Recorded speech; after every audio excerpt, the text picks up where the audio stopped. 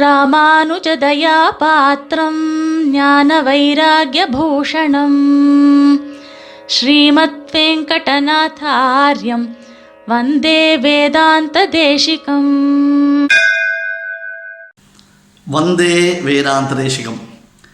சுவாமி தேசிகன் நமக்கு நம்முடைய சம்பிரதாயார்த்தங்களை ரொம்ப ப்ராக்டிக்கலாக நாம் புரிஞ்சுக்கிறதுக்கோசரம் பல எக்ஸாம்பிள்ஸ் கொடுக்குறார் அப்படின்றத நாம் பார்த்துட்டுருக்கோம். அதுதான் தேசிகனுடையதான ஓமைகள், எடுத்துக்காட்டுகள் அப்படின்றதாக இந்த வந்தே வேதாந்ததேசிகன் மூலமாக நாம் விஷயங்களை பார்த்துட்டுருக்கோம். இன்றைக்கி அதில் நாம் பார்க்க வேண்டியதான ஒரு வார்த்தை என்ன அப்படின்னு கேட்டால், பெருவிடாய்ப்பட்டவன் தடாகத்தை கண்டார் போரே அப்படின்னு. ரொம்ப அழகான வார்த்தை இது. இது ஆக்சுவலி இதுவும் ரகசியத்திரயசாரத்தில் அதிகாரி விபாக அதிகாரம் அப்படின்றதான ஒரு போர்ஷன், ஒரு சாப்டர். அந்த சாப்டரில் தேசிகன் இந்த ஒரு வார்த்தையை உபயோகப்படுத்துகிறார்.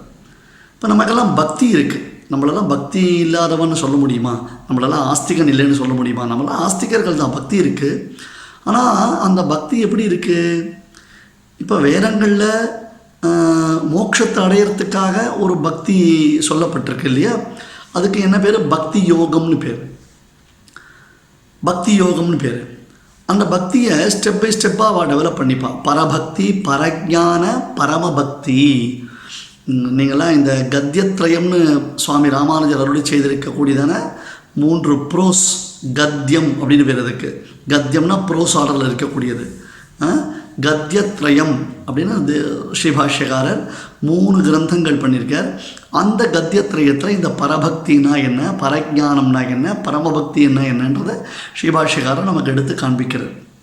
இந்த விஷயத்தை பக்தி யோகம் பண்ணக்கூடியவன் ஜென்ரலாக, இப்போ நான் முதல்ல பக்தி யோகம் பண்ணக்கூடியவன் எப்படி, அதுக்கப்புறம் நம்முடையதான ஸ்டேட்டஸ் எப்படின்றத நான் உங்களுக்கு ஒரு எக்ஸ்பிளைன் பண்ணுறானே. ஸோ இந்த பக்தி யோகம் பண்ணுறவன் என்ன பண்ணுவான், கொஞ்சம் கொஞ்சமாக பெருமாள்கிட்ட தன்னுடையதான பிரேமையை வளர்த்துப்பான். அதுதான் ரொம்ப முக்கியம். இப்போ பெருமாளுக்கு நமக்கும் இருக்கக்கூடியதான ஒரு பிரேமையை நாம் டெவலப் பண்ணிக்கணும். அப்போ தான் பெருமாள் இந்த பிரியோகி ஞானோத்தியர்ச்சம் அப்படின்னு பகவத்கீதையில் வரக்கூடிய ஸ்லோகத்துக்கெல்லாம் அர்த்தம் நாம் ஆராய்ந்து பார்த்தோம்னா, எஸ்பெஷலி ஸ்ரீபாஷ்யக்காருடைய வியாக்கியானமும் சுவாமி தேசிகனுடைய வியாக்கியானத்தை நாம் ஆராய்ந்து பார்த்தோம்னு சொன்னால், எந்த அளவுக்கு பக்தனுக்கும் பரமாத்மாவுக்கும் இருக்கக்கூடியதான ஒரு இன்டிமசி, அந்த பக்தினா எப்பேற்பட்டது அப்படின்றது நமக்கு புரியும். அப்போ நாம் வச்சுருக்கிறது நாம்கே வாஸ்தே பக்தி. அதாவது பக்தி இருக்குது, நம்ம எம்பெருமான் தான் முக்கியம், மீது எல்லாம் யாரும் இல்லைன்றது நம்ம உணர்ந்திருக்கோம். இன்ஃபேக்ட் நம்ம அதை ப்ராக்டிஸ் பண்ணிட்டு இருக்கோம். பக்தி யோக நிஷ்டனுக்கும் பிரபத்தி உண்டு, பிரபன்னனுக்கும் பக்தி உண்டுன்னு தேசிகன் சாதிக்கிறார். ஒரு என்ன சொல்கிறது, இன்டர்னல் எக்ஸ்சேஞ்ச் மாதிரி அது. பட் இருந்தாலும் இந்த பரமபக்தி, பரஜான பரமபக்தி அப்படின்லாம் சொல்கிறோமோ இல்லையோ இல்லையா, பரபக்தி பரஜான பரமபக்தின்னு சொல்கிறோமோ இல்லையோ, அந்த பரமபக்தியுடைய ஸ்டேட்டஸ் எப்படின்னா, பக்தி யோக நிஷ்டனுக்கு அது உத்கிருஷ்டமாக இருக்கும், ரொம்ப விசேஷமாக இருக்கும். அவன் அப்படி அதை ஒரு டெவலப் வேறு பண்ணிக்கணும். இப்போ ஆழ்வார்களுடையதான பக்தியை நீங்கள் பாருங்களேன். அவள் பெருமாளை எப்படியெல்லாம் அனுபவிக்கணும்னு துடிக்கிறா. ஒரு நாள் காணவாராயே, காணுமாறு அருளாய் அப்படிலாம் கேட்குறா. என் முகூர்த்தம் க்ஷணம் வாபி வாசுதேவஹான சிந்தியதே சாஹானிஹி சா பிராந்தி தன் மகச்சித்ரம். ஒரு க்ஷணம் கூட பெருமாளாவா தியானம் பண்ணலை, ஒரு க்ஷணம் கூட பெருமாளை சேவிக்க முடியல, நாங்கள் நினச்சி கூட பார்க்கல அப்படின்னு கேட்டால், எங்களுக்கு அதை விட ஒரு ஒஸ்ட்டு டைம் வேறு எதுவுமே கிடையவே கிடையாது. அப்படியே உடம்பெல்லாம் நடுங்கிறது, அப்படியே என்னென்ன தெரியல, ஒரு மாதிரி ஒரு மேசிவ் ஹார்ட் அட்டாக் வந்த மாதிரி எங்களுக்கு ஒரு ஃபீல் இருக்குதுன்னு சொல்கிறான். அதனால் பெருமாளை கட்கிலி உன்னை காணுமாறு அருளாய். எப்படியும் அதாவது பெருமாளே உன்னை எப்படி பார்க்கறது, எப்படி சேவிக்கிறது, ஒரு நாள் வரக்கூடாதா? இது ஆழ்வார் சொல்லுவார். உன்னை பிடிக்கல எனக்கு, உன் மூஞ்சிலே முழிக்க மாட்டேன், அதனால் உனக்கு எதிராக நான் சேவை சாதிக்க மாட்டேன் அப்படின்னு பெருமாள் சொல்லணும்னா, அதாவது ஆழ்வாரை பெருமாள் வெறுக்கிறார் வச்சுக்கோங்களேன். ஆழ்வாரை பெருமாள் வெறுக்கிறார் வச்சுக்கோங்களேன். இதை ஆழ்வார் என்ன தெரியுமா சொல்கிறார், ஓகே உனக்கு என்னை பிடிக்கல, என் மூஞ்சில் முழிக்க வேண்டாம்னு நீ நினச்சிட்டு கம்ப்ளீட்டாக என்னை அவாய்ட் பண்ணணும்னு நீ ஆசைப்படுறியா, அதை நீ நேராக சொல்லிட்டு போயிட, அதை நீ எனக்கு முன்னாடி சொல்லிட்டு போயிட அப்படின்னு கேட்குறார். அப்படின்னா அந்த அளவுக்கு பெருமாளிடத்தில் பெருமாளை சேவிக்கணும் ஒரு முகூர்த்தம், ஒரு க்ஷணம், த்ருட்டி யுகாயத்தே துவாம் அபஷ்யதாம். அந்த கோபிகா கீதத்தில் கோபஸ்திரிகள் சொல்கிறா, ஒரு த்ருட்டி, ஒரு செகண்டு அப்படி கண்ணை இமைத்து மூடி திறப்பதற்குள்ளாக பெருமாளுடைய சேவை எங்களுக்கு தடைப்பட்டது என்றால் உலகத்திலேயே இதைவிட ஒரு பெரிய விபரீதம் என்பது எங்களுக்கு இல்லைன்னு சொல்கிறோம். ஸோ இந்த பரபக்தி, பரஜான, பரமபக்தின்றதான் ஒரு சுப்ரீம் ஸ்டேட்டஸில் இருக்கிறான் பாருங்க. அந்த பக்தன்னு சொல்கிறோமே, பக்தியோகனிஷ்டன், அப்பேற்பட்டவனுக்கு அவ்வளவு பிரீத்தி வரும் எம்பெருமான் பேரில். அந்த பிரீத்தியை எப்படி அனுபவிப்பான் அப்படின்றதுக்கு தேசிகன் இங்கே ஒரு சூப்பரான ஒரு எக்ஸாம்பிள் கொடுக்குறார். இதே விஷயத்தை தேசிகன் தேவநாயக பஞ்சாசத்தில் சாதிக்கிறார், அதிகரண சாராவளியில் சாதிக்கிறார், பரமபர சோபானத்தில் சாதிக்கிறார். இந்த மாதிரி பல இடங்கள் இதை சொல்கிறார். பட் த தீம், அதனுடையதான கண்டென்ட், அதனுடையதான மீனிங் என்ன? ஒரே விஷயம்தான். பெருவிடாய்ப்பட்டவன் தடாகத்தை கண்டார் போலே.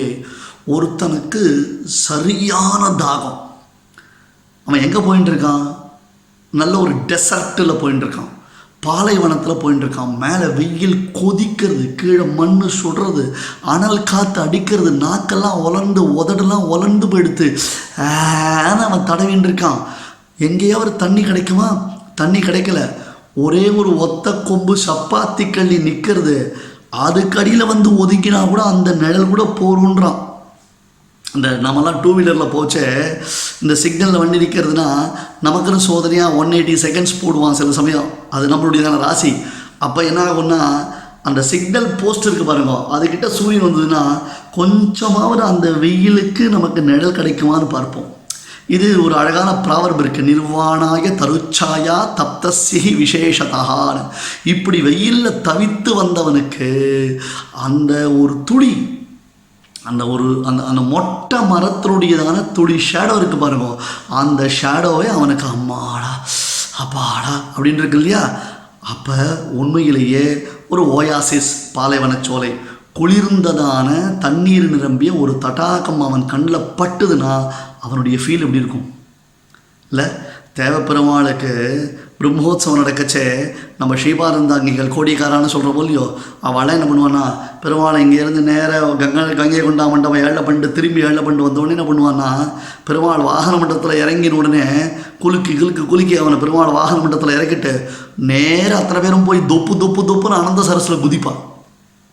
பெருவிடாய்ப்பட்டவன், இந்த தாகத்தில் தவித்து இருக்கிறவனுக்கு, அப்படியே நாக்கெல்லாம் உலர்ந்து போய் தவிச்சவனுக்கு தீர்த்தம் சாப்பிட்றத விட என்ன பண்ணுவான்னா, ஃபஸ்ட்டு என்ன பண்ணுவான், தொப்புன்னு உள்ளே குதிச்சிருவான். ஆண்டாள் நாச்சியார் இதுதான் குளிர குடைந்து நீராடி அப்படின்னு சாதிக்கிறார் திருப்பாவையில். அதை பார்த்தோடனே இமீடியட்டாக தொபையில் குதிச்சுடணும். பெருவிடாய்ப்பட்டவன் அந்த தடாகத்தை கண்டார் போலே எம்பெருமான சேவிச்சுட்டான்னா அப்படியே அவனுக்குள்ளே புகுந்துடணும். ஏஷ பிரம்ம பிரவிஷ்டோஸ்மி கிரீஷ்மே சீதமிவஹிருதம். இது உபனிஷத் வாக்கியம். உபனிஷத்து என்னும் அந்த உயர்ந்த பொருளின் தத்துவத்தை சுவாமி தேசிகரை தவிர்த்து நம்ம யாருக்கு, வேறு யாரும் நமக்கு அவ்வளோ ஈஸியாக கொடுப்பா? நமக்கு வேறு யாரும் நமக்கு புரிய வைப்பா? உபனிஷத்து சொல்லிட்டு போய்டுறது சுவாமி, நமக்கு எப்படி அதனுடைய மீனிங் புரியும்? தேசிகன் சாதிச்சாதானே நமக்கு புரியும். சுவாமி தேசிகன் எடுத்து அதை லிவிங் எக்ஸாம்பிளாக கொடுத்தா நமக்கு புரியும். ஆகையால் ஏஷ பிரம்ம பிரவிஷ்டோஸ்மி கிரீஷ்மே சீதம் இவஹிருதம், அந்த பரபிரம்மத்துக்குள்ளே புகுந்தேன். அந்த பெருமாள் எப்படி இருக்கான்? அப்படியே குளிர்ந்த தீர்த்தத்தை போல இருக்கான்.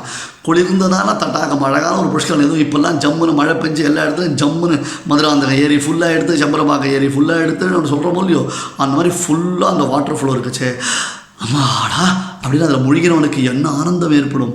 அதுபோல் அந்த பரபிரம்மத்தை அனுபவிக்கும் பொழுது பரபக்தி, பரஜான, பரமபக்தியில் அந்த பரமாத்மாவை அவன் சாட்சாத்கரித்தான்னா, அந்த பரமாத்மாவை சேவிச்சான்னா, அதை என்ஜாய் பண்ணினான்னா, அந்த பெரும் விடாயில் அவனுக்கு கிடைத்த மகாநிதியாக அதை அவன் ரொம்ப என்ஜாய் பண்ணுவான். நாமெல்லாம் பிரபன்னர்கள், நமக்கு பக்தி யோகம் பண்ண முடியாது.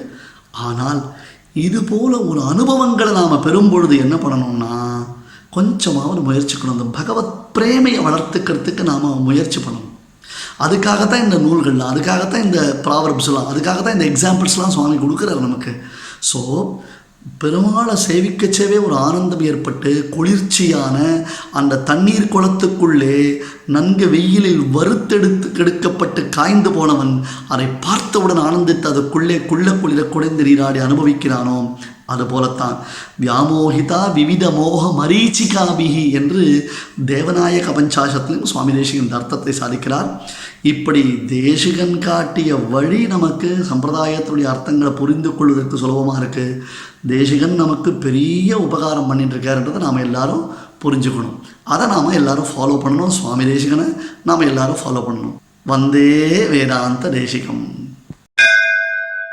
कवितार्किक सिंहाय कल्याण गुणशालिने श्रीमते वेंकटेशाय वेदांत गुरवे नमः.